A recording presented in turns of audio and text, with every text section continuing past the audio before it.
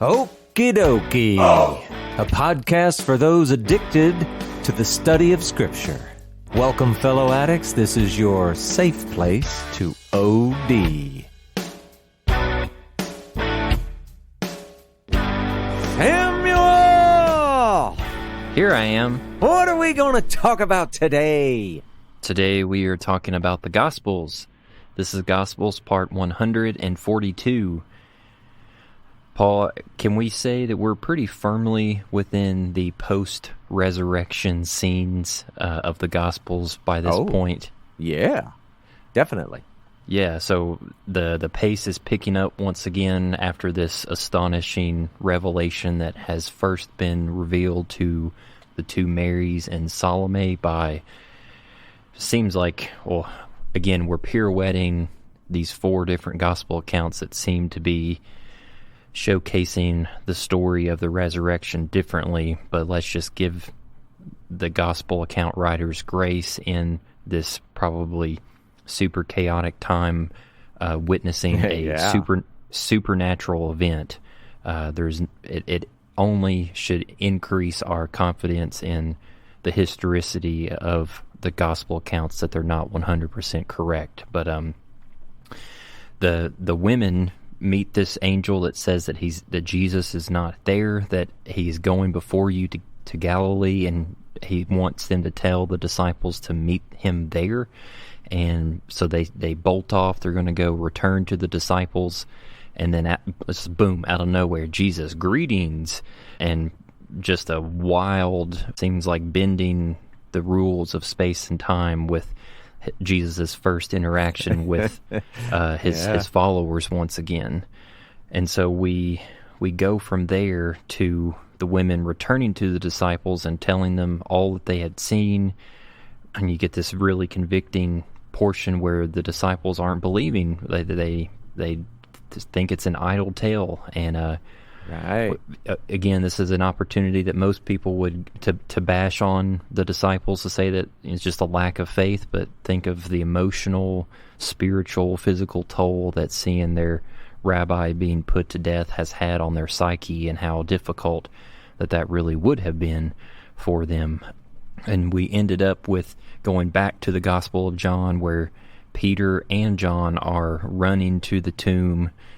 John outruns Peter and gets there first, and Jesus' body is not there. The linen cloths the two linen cloths that we had talked about have been folded up and placed by themselves. Yeah, and that's, that's a perfect place to leave off your review, because we're picking up exactly where you left off. The same story. We're still in John chapter 20. We're starting in verse 11.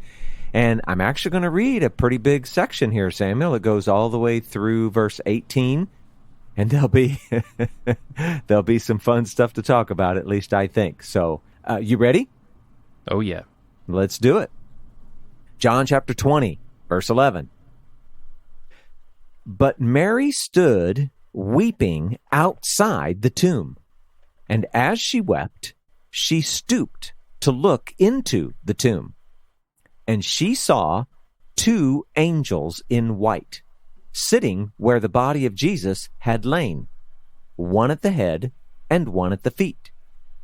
And they said to her, "Woman, why are you weeping?" She said to them, "They have taken away my Lord, and I do not know where they have laid him." Having said this, she turned around and saw Jesus standing, but she did not know that it was Jesus. Jesus said to her, "Woman, why are you weeping? Whom are you seeking?" Supposing him to be the gardener, she said to him, "Sir, if you have carried him away, tell me where you have laid him, and I will take him away." Jesus said to her, "Mary." She turned and said to him in Aramaic, "Rabboni," which means teacher. And Jesus said to her, "Do not cling to me, for I have not yet ascended to the Father. But go to my brothers and say to them, I am ascending to my Father and your Father, to my God and your God." Mary Magdalene went and announced to the disciples, "I have seen the Lord," and that he had said these things to her. Okay. Now, on one hand, that's a great story all by itself. On the other hand, this is a little weird in the whole big picture. So let's see what we got. Samuel, do you remember? I know you mentioned it already, but you remember, we had this little foot race between Peter and John. Well, apparently, Mary Magdalene herself was no slouch. She had already run from the tomb to wherever the disciples were, told the story, and ran back to the tomb at a similar pace. She kind of had to. How would she be standing outside weeping while they were checking out the linen cloths? So she kind of had to be keeping up with them, right? And remember, she's probably wearing, well, it's not entirely different clothing, but, a little more clothing, all the stuff. So, hey, Mary's got some athletic chops going on. Now, when Peter and John leave, she takes a peek inside the tomb, and she sees two angels, one at the head and one at the feet of where Jesus' body was, but is no longer. Now, Samuel, I have to ask you, have you noticed who it is that's actually getting to see the angels and who it is that's actually getting to see Jesus? It's the women. Yeah, it's the women. So far, well, that's not exactly true. The was it in Mark? I think it was in Mark where a couple of the disciples got to see him. But for the most part, it's all women. Mark's longer ending kind of has it messed up. But remember, we talked about, we aren't even sure that actually belongs in the text. So it's all very interesting. So this is I believe, it's yet another example of women's honor, relevance, importance, etc. Even in the midst of, this is like the big finish of the story, and they're playing a very important role. Anyway, the angels ask her why she's weeping. Now, I don't know. Maybe from their perspective, it seems silly that she would be weeping. Jesus is risen. This is supposed to be good news. It's like, victory over death and all of that. But she explains, they have taken my Lord, and I don't know where. And again, we talked about who is they. We thought, well, I don't know. Maybe she thought it was the Roman guards or what. We don't really know. But she's sticking with her story. They've taken my Lord, and I don't know where. And so she is understandably sad.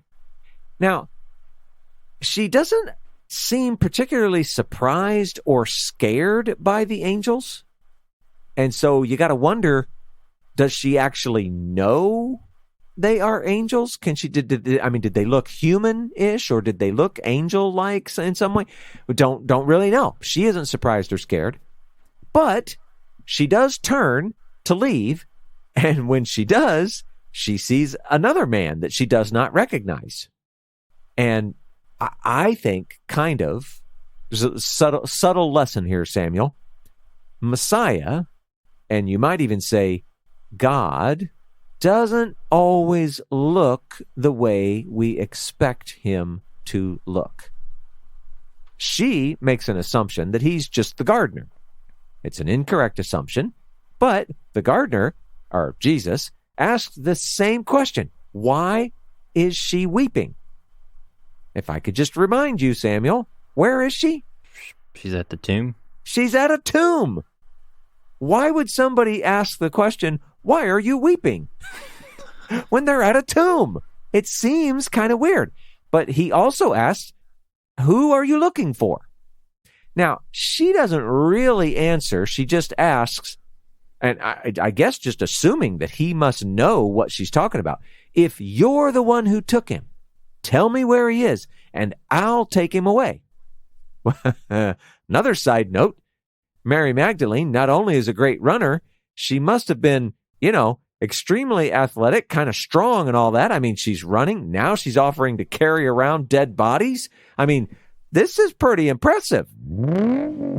So then Jesus, he speaks just one additional word. He says her name. And in actuality, what he said was Miriam, not Mary. And at the sound of her name, she recognizes him immediately. It's sort of that sheep hear the voice kind of moment. And she responds with, my teacher. Now we get the impression that she reaches out to grab him, touch him in some way, maybe like the other example we had, grabbing the feet in love and worship, etc. But Jesus warns her not to grab hold, or maybe to seize, or maybe even better, to hold on to him. Like, hey, I love the hug and everything, but you need to let go eventually. But his reasoning is because he hasn't yet ascended to the Father. Now, Samuel, do you remember? Weren't there some other women that saw Jesus? Wasn't there another Mary and Salome? Yeah, they saw him on the road, and what did they do? They fell down at his feet and worshipped him. Yeah, they grabbed him. They did the very same thing, and Jesus didn't have any problem with it at all. Now, in this story, Mary Magdalene does it, and it's like, hey, I haven't ascended to the Father. Don't keep hold on to me. And, well, I guess maybe to look ahead, this probably isn't fair, but later, Thomas, he's going to put his finger like in the holes in his hands and side, whatever. I mean, either we've got this big contradiction here, like everybody else is able to touch him, but Mary Magdalene isn't, or it might suggest that, well, maybe the problem isn't so much that Mary touched him, but it was more like maybe something on the lines of she showed no signs of letting go, or maybe we're kind of if we look at the language of the text, maybe what he's trying to say is something like, hey, listen, I am here now, but I'm not going to be staying. So you realize you're going to have to let me go because I am going to have to ascend, or something like that. But I don't know, it's kind of weird. We've either got some sort of discrepancy, which we've got plenty of, so it wouldn't be a big surprise, or it's maybe talking about something a little different than it might first appear. Can't really tell. But either way, whatever's really going on there, Jesus tells her, hey, go to my brothers, which, again, so sweet when he does that. Go to my brothers with a message. I am ascending to our Father. My Father, your Father, our God, my God, your God. Jesus' relationship with the Father, okay, it's going to remain special. There's no question about that. But they have entered into something new. And I guess you could say we have entered into something new. We can be sons like never before through Jesus. Now, notice that even after the resurrection, he sees God the Father as distinct somehow. And so, I mean, like a lot of Christianity talks about the Trinity. So you got the Father, Son, Holy Spirit, three persons. Jesus, man, the whole time, he treats God as separate and different. And, it's kind of like God the Father is the boss somehow. I mean, even if you see Jesus as God, like we do, there's something still important, preeminent, whatever, about God the Father. And within the Trinity, there is still headship. Maybe we could say that. So, but here's the thing, Samuel. I mean, when you read this, I don't know how it comes across to you. To me, it feels like he's talking about ascension as if it's something he's going to do really, really soon, not 40 days from now. But a lot of people have looked at this and they see it very different ways. I just grabbed a few of the most popular ways to look at the ascension. So the first one would be this. It's very reasonable to interpret this as, Jesus is just kind of announcing his victory. He's declaring that he will indeed ascend to the Father because he's completed his task as the true human. He will be rightfully seated with God in rule, which is kind of the original plan for man, but he's speaking of all this as in it's going to occur in about 40 days. Okay, you could take it that way. I mean, that's kind of how it turns out. That turns out to be the thing that happens as far as we know, but that's not the only way to take it. A second one is, and some scholars, they wonder if there were multiple ascensions. And let's just say 2. I mean, could it be that he does ascend immediately for some reason, we don't really know why, and then he descends to interact with people over the next 40 days, followed by a final ascension? Well, I mean, I don't know. We don't have any reason to say that that's not right or completely impossible or whatever. I mean, it's kind of reasonable. It isn't nearly as popular of a view, but, some scholars, they think that that's a thing. And then the third one is that, and this gets a little more, well, Jesus is speaking in the present and in the ongoing. I am currently ascending, and I will be ascending until about 40 days from now when I finally finish, or something like that. Like, as it's almost as if they're suggesting there's some sort of glorification process going on in him. Now, that's probably the least popular of the 3, and it's I don't know, kind of feels a little bit out there, but I thought I'd throw it out as an example. I still kind of feel like, I don't know, the one that makes the most sense is the one where it actually lines up with the way it looks in my hindsight. So I think I'm a little tainted by that. But anyway, those are some ideas about the ascension. If you're reading the text and you're thinking it sounds a little weird, you can know that you're not alone. If you read that text, it doesn't bother you at all, you just think he's talking about the one that happens in 40 days, whatever, then just, that's fine. Don't worry about it. Just know that other people read it, and it causes them a little bit of pause, a little bit of wonder at what's really going on there. Anyway, let's get back to Mary. She goes back to the disciples. And let's just say Peter and John, maybe they made it back with them. So maybe all of them are together. And she tells them that after they left, she actually saw Jesus alive. And she tells them whatever it was he said for her to tell them. Now, since we've been kind of joking about Mary's physical prowess, we may as well finish that up. She had to make one final run back to the disciples. Now, okay, it says she went. It doesn't say that she ran. Maybe she just walked. But, whatever. We're having fun with it. We have seen that she's totally got the chops to pull this off. So I'm just saying we don't want it to go unnoticed. So anyway, the disciples, they've gotten a number of reports about Jesus, saying that he's gone, saying that there were angels, saying that Jesus has risen, saying, hey, you need to meet me in Galilee, etc. But, at least according to text, what we've seen so far, they still don't believe, except maybe for John. So, it's a big section, Samuel. What do you got on that guy? Yeah, I've got a couple things.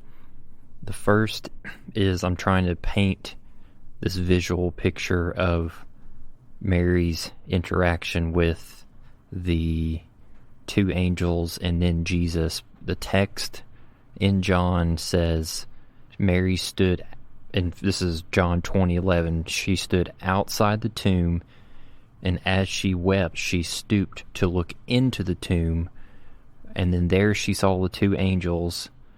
There's some interaction. Where is he? Where's his body?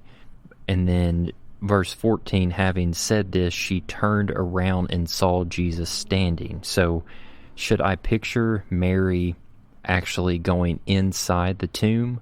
Or is it she popped her head in to look inside and she saw the 2 angels, and then after she had the interaction with them, she popped her head back out and turned around, and Jesus was standing behind her? Yeah, so you're like wondering if Jesus was inside the tomb also, or was he outside the tomb? Right.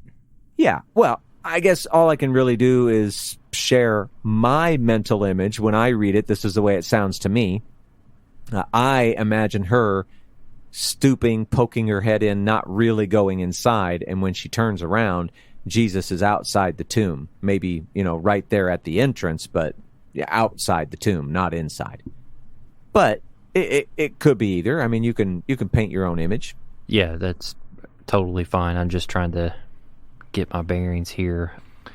The other thing is, with Mary's assumption that he was the gardener, I'm wondering, because Paul, you and I recently went to Israel, and I know that you weren't at this specific little mini trip that we went on the Sabbath, but we went to, I've talked about it in a previous episode, the Church of the Holy Sepulchre is where one of the proposed locations of these three events, the death, the crucifixion, the burial, and the resurrection. And that specific site, we've already talked about it being at the site of Golgotha, which was a rock quarry. So I'm trying to wrestle with, why is the text saying that there is gardening happening at a place where it's a rock quarry? Like, a garden and rock quarry don't seem to coexist in my head. Or is there something Eastern going on, Jewish culture, that I'm not aware of? Well, I don't know. This is one of those difficulties, Samuel. It's in a way, it's kind of like the Shroud of Turin, where, I just kind of take all that stuff with a grain of salt, and I don't put too much weight on either side. But I would say the Gospels have been very consistent in representing this area as a garden. And so the place where the tomb is, technically that all got destroyed. So whatever you were looking at, it definitely wasn't his tomb. It was a tomb. But it's highly likely that whatever you were seeing was nothing representative to what it looked like in the first century. So it may be that they were, doing some rock quarry work even in Jesus's day. That is possible. And there was still, right outside, there were trees and this and that, whatever. Remember, it's just outside Jerusalem. It's just outside what they call the Garden Gate. The chances of it being garden-like are really, really high. So what you saw there and what it would have looked like on this very day, 2,000 years ago in history, they easily could have been very different. And so I can't speak to it much more than that, other than to say, dude, I don't know. I wasn't there. It was a long time ago, and so much history and so many peoples and so much destruction has happened in between now and then. I just can't imagine that your modern day view, what you saw with your very own eyes, is an accurate representation of what was happening back then. It's a totally fair response. Yeah. Did I burst any bubbles? Yeah, I think so. I think it's very Jewish response to say that both images can be present instead of one or the other. That's my classic Western mind fighting back, thinking, it has to be one or the other. But no, both images can be present. It's a toughie. I tell you. It wasn't long ago somebody was asking, if you were a superhero, what would your superpower be? And it's so hard to decide, because time travel would be a really good one, among many others. I would love to go back and see, just take all of these scriptures and go back and see what really happened. But I guess part of that is there is a measure of faith even to the scriptures. And that's the life that we live as Christians. All right, anything else? Sorry, that was a big section. Do you have anything else? Mm-mm. All right, well, let's go on. Because actually, you know what? This next story is a really good one. I don't know how much, if we're going to be able to fit it all in today or not. I hope we can. This will be good. Where are we at? We are looking at Luke chapter 24, verses 13 through 16. That very day, two of them were going to a village named Emmaus, about 7 miles from Jerusalem. And they were talking with each other about all these things that had happened. While they were talking and discussing together, Jesus himself drew near and went with them. But their eyes were kept from recognizing him. Okay. So when it says two of them, who are we talking about? Well, it's two of Jesus's disciples, but not necessarily and not likely any of the remaining 11, we might call the apostles. So remember that Luke tells us that the women were telling their story to the 11 and all the rest. So, got to kind of keep that in mind. It uses another phrase, that very day. Well, we're still on Sunday, the first day of the week. And this is important because remember, we're in the middle of Passover, but festival pilgrims were allowed to leave on this day, even though there were more festival days remaining. So that's always kind of a weird thing. Why would they be leaving in the middle of the Passover festival? Well, certain cases people did. So that's what's going on here, I guess. It talks about Emmaus and says it's a 7-mile journey. So, it just kind of depends. You have to kind of imagine what sort of pace they may have been keeping. It had to be at least a few hours to try to make a 7-mile walk. And that would seem like, you're somewhat focused on the task. If you're busy talking and you're just kind of meandering, you could have made it last quite a bit longer. But today, we don't really have any idea where this particular village is or was. There was more than one Emmaus. The name, I think it had something to do with like hot spring or something like that. So pretty much any place that had hot springs, it was on the list of, hey, well, maybe we should just call it Emmaus too. So they all get confused. So we're not exactly sure where this was.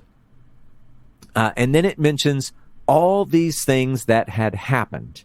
And just to kind of make sure we're all on the same page, they're saying, hey, their supposed Messiah had been arrested, scourged, crucified, died, was buried, and apparently now has been raised or resurrected. At least that's what they've been told. They don't know. They have no personal experience with it themselves. So that's kind of like there's a lot going on in this verse. It's, just sort of getting us on the page. But it says this, and I love this. It says, verse 15, while they were talking and discussing together. Okay. Do you think they use the words talking and discussing, Samuel, because they just wanted to repeat themselves? Probably not. No. And so many times when we're reading through our scriptures, we'll see things like this, and because talking and discussing, they kind of sound like the same word or the same idea, we just gloss on by it, don't really pay attention to it. But it's two different things. Number one, they were having a conversation. That's talking. But additionally, there was a little bit of arguing and debating that was going on. That's the discussing part. So they were having a conversation, and that conversation, it was turning into a little bit of arguing and debating every once in a while. So this was serious talk. Now, some look at this and they go, oh, well, maybe these are the same two that Mark speaks of in chapter 16, verse 12, right? It's possible. And remember what it says. Samuel, you know what? Why don't you read that from Mark 16:12? Read the little snippet I highlighted there. He appeared in another form to two of them as they were walking into the country. Yeah. You hear that and you go, well, here are these couple of guys. They're walking over to Emmaus. Okay, that all seems reasonable. Is it true? Is it correct? Don't know. But it could be. So I'm just pointing it out. Maybe it's two different people. Maybe it's the same ones. Now, while they're talking and arguing, a stranger draws near. Now, Luke tells us that it's Jesus, but they don't know that. They don't recognize him. It says that their eyes were kept from seeing him or recognizing him. So, some of this we've wondered, hey, was this a God supernatural kind of thing or not? Whatever. Well, I think this one, you got to go, well, this definitely was. Their eyes were kept from recognizing him. That's supernatural, something. Now, we will see, and actually we have seen, a whole bunch of this. Some seem to recognize him immediately, and yet some don't. So this stranger begins to walk along with them. He's traveling in the same direction. So we just, I don't know. I'm guessing maybe we should assume the two guys in the story, they're assuming that this stranger has come from Jerusalem too, just like they have, because it's festival time. Probably looks Jewish, even though they don't recognize him. Now, the idea of a stranger coming alongside, joining you on your journey, that's super normal. I mean, they would have been doing that for company, maybe for safety. I don't know, any number of reasons. Now, this story and the whole idea of people not recognizing Jesus, it actually, if we're trying to get, kind of a little spiritual minded here, it kind of fits with the whole larger theme of the Jews not recognizing the Messiah. And Paul spoke of this like sort of after the fact as, and Israel is partially hardened so that they may not see and recognize Messiah, but now the Gentiles do. And so this, in a way, I mean, this has technically nothing to do with it, but it does sort of paint the imagery that matches or fits with all that. So, I don't know, just kind of wanted to point that out. Got anything from that little bit, Samuel? Yeah, this is pertinent to what you just said here at the end. Should we treat this specific interaction that is being introduced to us with Jesus and these two disciples as something that is sovereignly taking place for the intent of a larger lesson that is going to be told and experienced for these two individuals, more so than what we've talked about before with this new creation that Jesus is now embodying seems to operate somewhat differently than the way that our physical reality that's corrupted by sin and death has with it. So this should be treated more as like a sovereign, not recognizing more so than like, whoa, new creation is like trippy.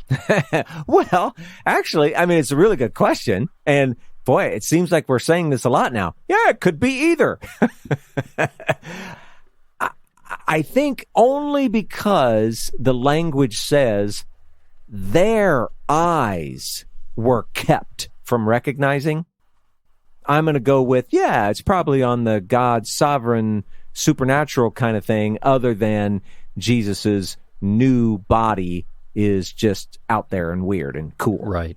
That's what I got whenever I hear the language. But I think some of the things you said before, I think that there really is purpose in that, and we're going to see that more as the story continues, so we may as well let it play out as we go. Anything else? Play on. All right. Let's see. Where are we at? We're at Luke chapter 24. Let's look at verses 17 and 18. And he said to them, "What is this conversation that you are holding with each other as you walk?" And they stood still, looking sad. Then one of them, named Cleopas, answered him, "Are you the only visitor to Jerusalem who does not know the things that have happened there in these days?" Okay, so this stranger, which we know is Jesus and they don't, he wants to know what it is that these guys are talking about. Now, seriously, Jesus knows better than anyone what they're talking about, not only because he might, know their innermost thoughts and that kind of stuff, but I mean, he's the one that actually lived through it. Well, so sort of. I mean, he died and then came back to life, but whatever. He lived through it. Either way, he seems to want them to put their thoughts to voice. Kind of, I mean, you might imagine, see, again, they only think he's a stranger. He might actually be wondering, how are they going to relate the story of everything that has just happened to a stranger? I mean, that would be really interesting to see how that worked out. Now, is Jesus really doing that kind of, I don't know, halfway kind of sort of manipulating them to, I don't know.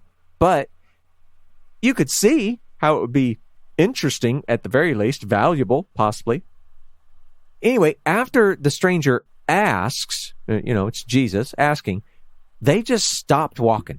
They just stood there. And mostly they just looked sad. And now we're told that one of them is named Cleopas, and he finally says something. And it's kind of funny because he's like, dude, you've got to be the only guy that was in Jerusalem and doesn't know what's happened.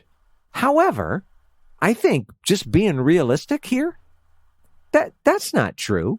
I mean, from Cleopas's perspective, it may have been true, but I think in real life, I mean, there were probably many people who were just completely oblivious to what was going on. I mean, there are a lot of people at this festival.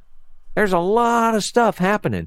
And, there had to be some who they were just having a regular old festival, no different than anybody else. I mean, people were getting crucified all the time, all over the place for everything. So it wasn't like that was super special and weird. So I don't know.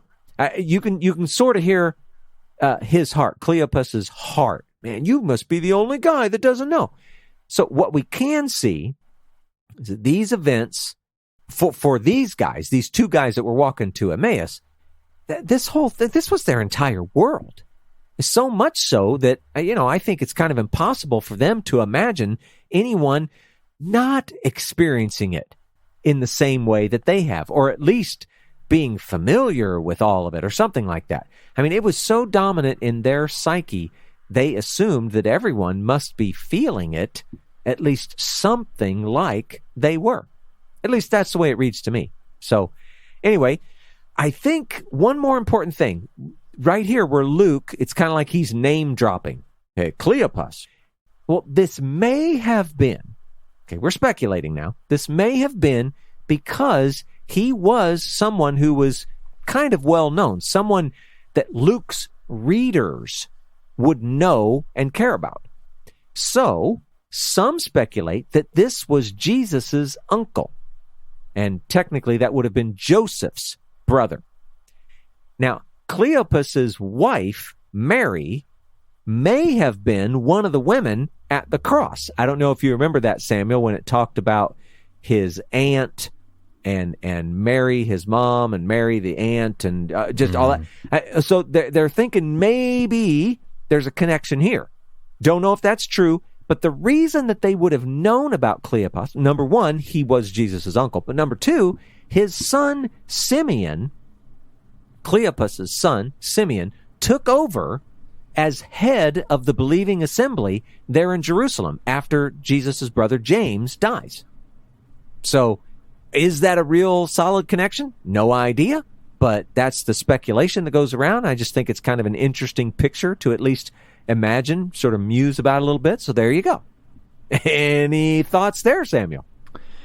Yeah, I was just doing a little digging while you were talking about this speculation, and another option that some people postulate is that, because we talked about it in a way long ago in Okie Dokie Most podcast, but the seeming absence of Jesus's father Joseph in the gospel text after kind of his birth and the nativity and everything, and we brought it up, like, did Joseph die? Like, since he's so absent from the story, and this one particular scholar argues that this Cleopas married Jesus's mom in accordance with the, how do you pronounce it, the Levirate marriage, whenever a brother honors his brother's legacy by caring for the now newly widow.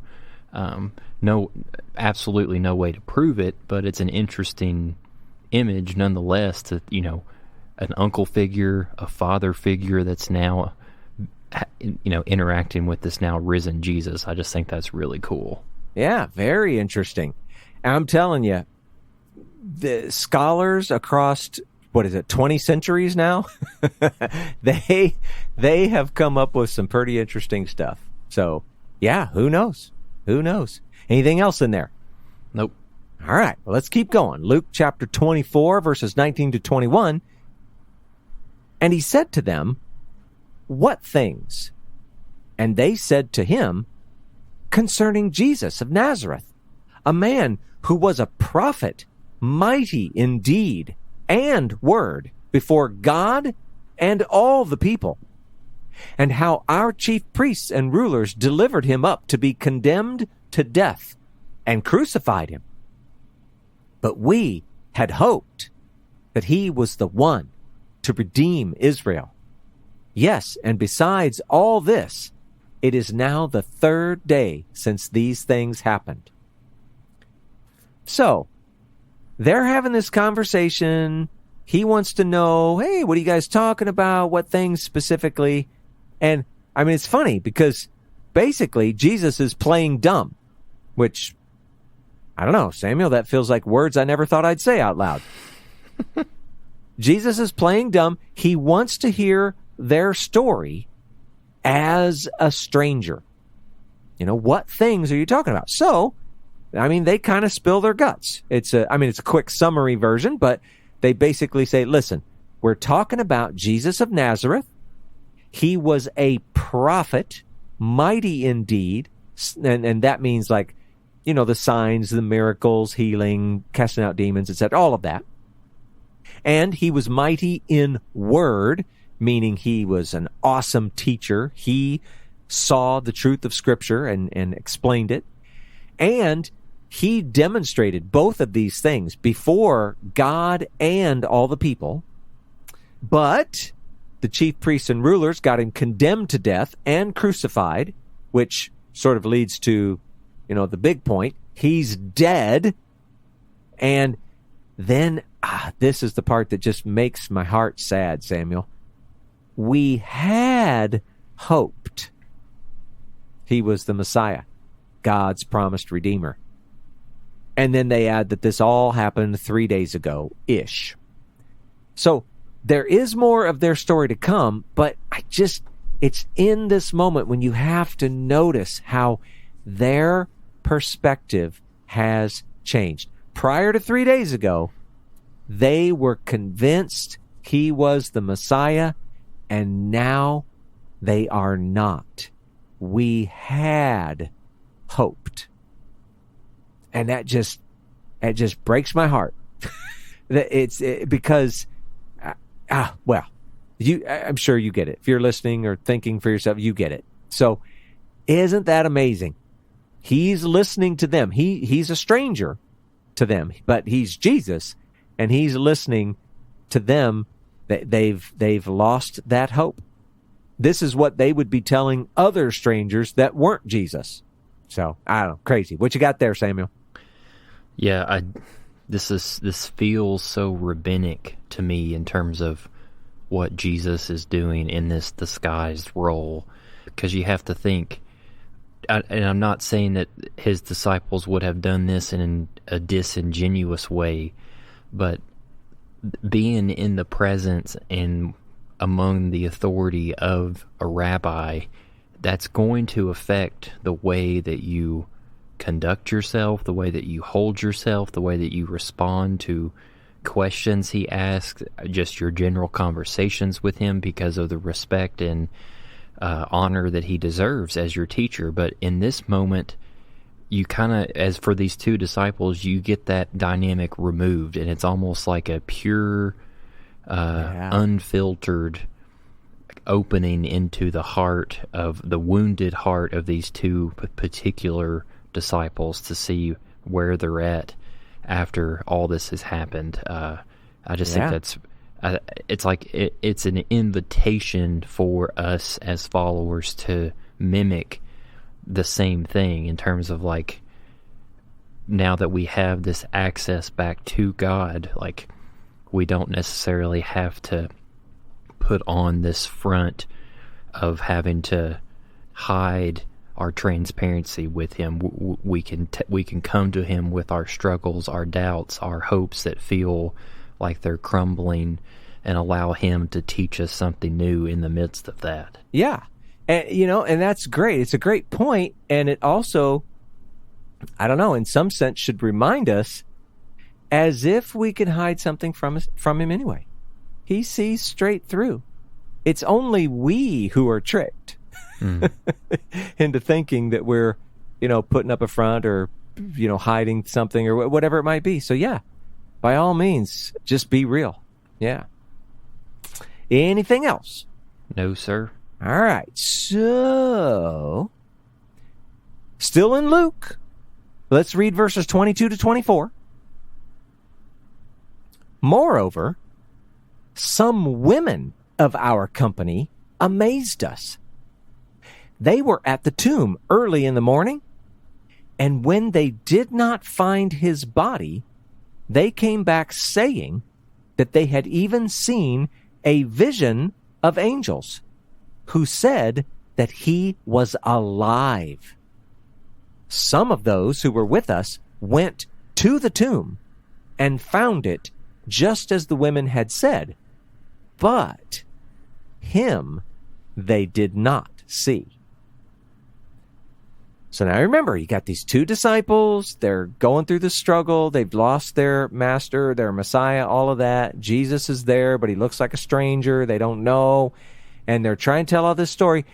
If the story wasn't crazy enough or heartbreaking enough, some other disciples, and in this case, they were women, had told them that they had been to the tomb and that his body was gone.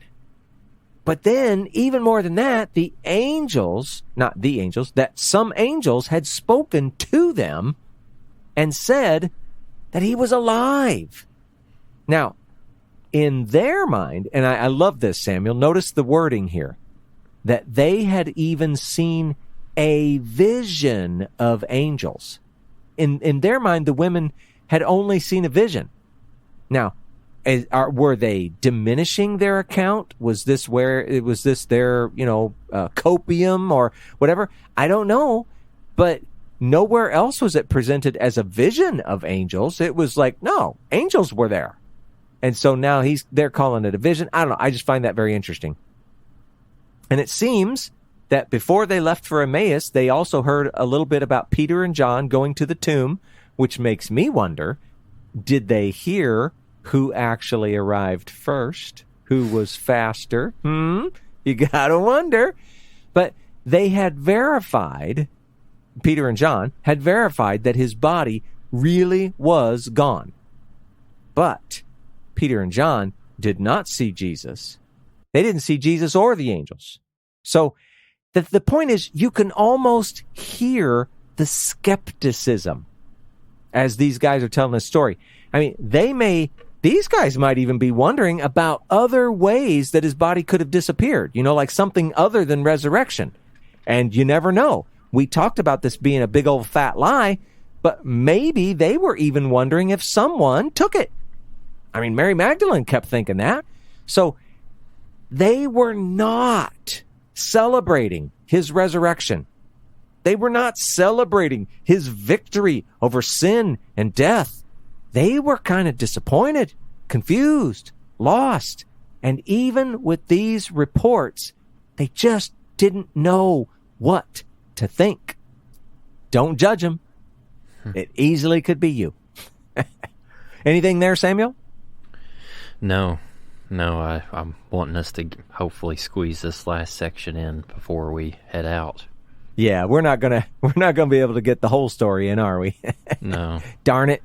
All right, but that's okay. Well, all right, let's go on then. Let's look at Luke. We're still in chapter 24. We're going to read verses 25 through 27.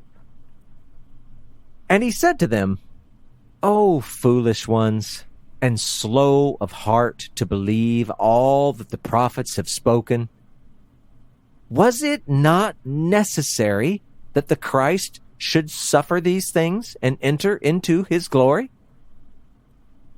And beginning with Moses and all the prophets, he interpreted to them in all the scriptures the things concerning himself." Now, I don't know, Samuel. Okay, remember, they still think he's a stranger. We know that he's Jesus. This stranger, he kind of gives it to him. I mean, I'm going to bring this forward into modern English, and okay, maybe I'm going to be a little extreme or a little harsh or whatever, But it's kind of like Jesus is saying, guys, it's like you have no brain. How can you be so slow to understand and believe?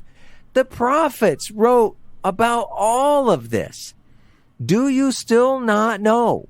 And it wasn't just the prophets. It was in the Torah. It was in all the writings. It was everywhere. Do you still not know that it was necessary that the Messiah suffer and die and be resurrected? Here he called it enter his glory. I mean, they had to be feeling pretty sheepish when some stranger is chiding them about their own master. And again, they don't know any different. From their perspective, he was some stranger who didn't even know about Jesus. And yet, he knows about Messiah. He knows the scriptures. So, had to be pretty weird for them. But he's laying it on them. And then he really lays it out. He helps them to see the Messiah, which, of course, he is him, right? But they don't know that yet. He helps them to see Messiah in all of the scriptures. He said, beginning with Moses, that's talking about the 5 books, the Torah, and all the prophets. Well, that's pretty easy to figure out. And then it says all the scriptures. And so that includes the writings. It's the entire Tanakh. It's the Old Testament, all of it. Their master was teaching them again. They didn't know it. In fact, they're going along. They're still thinking he's a stranger, probably kind of wowed at the things he knows, but it's not clicking for them. They do not know that it's Jesus. But as he's teaching them, and Sammy, we talked about this a lot when we were going through so many different things that Jesus said. A lot of times it really felt like it was kind of hidden. I mean, he was using parables and other things to bring a lot of plain truth, to help people see things better. And at the same time, it still seemed a little bit fuzzy, you know? But now that he's resurrected, he is being plain and clear. Now, the scriptures, all right, I don't know that you could turn to a page and find anywhere where it explicitly and unambiguously states that the Messiah must suffer, die, and be resurrected. Okay, you're not going to find that. But even before Jesus had talked about these things, his life and ministry, even before that, Judaism had seen all of these ideas in the scriptures. It wasn't new to Judaism, may have been new or unexpected to these guys or whatever, but anyway, all of these ideas were there. And so after Jesus, after his life, all of this becomes much easier to see. It just is. And so Jesus is going to explain all of this to many before his ascension. And then I think maybe the part that we can relate to a lot better, the Holy Spirit afterwards seems to be trying to help explain all of this stuff to men all across the ages. So anyway, there you go. They get the full teaching and instruction from Jesus on the road to Emmaus. Yeah, I love this section because I think that it is such a demonstration of the continued importance, authority, validity of the Hebrew scriptures in Jesus's phrase, Moses and the prophets, the Torah and the prophets. Whenever the phrase, the Torah, the prophets, and the writings all get used together, that's the entirety of, Western church calls it the Old Testament, but it's not old in the sense that it's done away with. And I was just thinking about some kind of image to use that hopefully reinforces that. Jesus is using the Torah and the prophets as a case study or evidence concerning all the accounts that Jesus just went through to confirm his messiahship. And in the same way, in our, at least within the Western world, within the criminal justice system, people bring evidence to cases to determine if something is true or not. Yeah. And after that case has been closed in terms of like a verdict being reached, what happens to that evidence, at least if it's like big name kind of trial that's going on? Does the criminal justice system say like, oh, the person's been found innocent or guilty, like this evidence that we got, we can now throw it in the trash because it's no longer needed? Like, no, they put the evidence into storage in case that further investigation needs to happen concerning the case, especially if there is more work to be done. And in the same way, Jesus is not saying that this evidence that has been laid out of 4,000 years of history with God and Israel, it still matters, and it still is needed to point to Messiah and to teach the world about Messiah. Right. So don't you guys throw away your Hebrew scriptures. They're just as relevant now as they were when Jesus was explaining these things to these two disciples. See, here's the thing. Let's say this right up front so that nobody gets confused. I mean, given the choice, we want the whole Bible. What we call the Old and New Testament, we want them both. We want it all. But the truth is, if you had to get rid of one, the one that we could actually do without is the New Testament. And that's crazy for people to hear. People go, what? Mm-hmm. You can't do that. But that is the truth of it. I mean, it's popular today. It's much more popular today to say, you don't need your Old Testament. You can throw it out. But that's actually the foundational part. That's the part that we need. That's the part that makes the New Testament relevant, that makes the New Testament able to be interpreted properly. All of that. And again, now that I said that, I'm going to say it again. We want both. We don't want to throw any of it out. I'm just saying, if you had to, it would be backwards of most of what you hear today. So, yeah, the evidence, the Old Testament, it's good stuff. Whenever you're reading your Bible and it ever talks about the scriptures, the only perspective that they had at any of the time they were writing this stuff was that meant the Old Testament, what we call the Old Testament. That was the scriptures. There wasn't anything else. So, I don't know. I just find all that amazing. But yeah. Anything else, Samuel?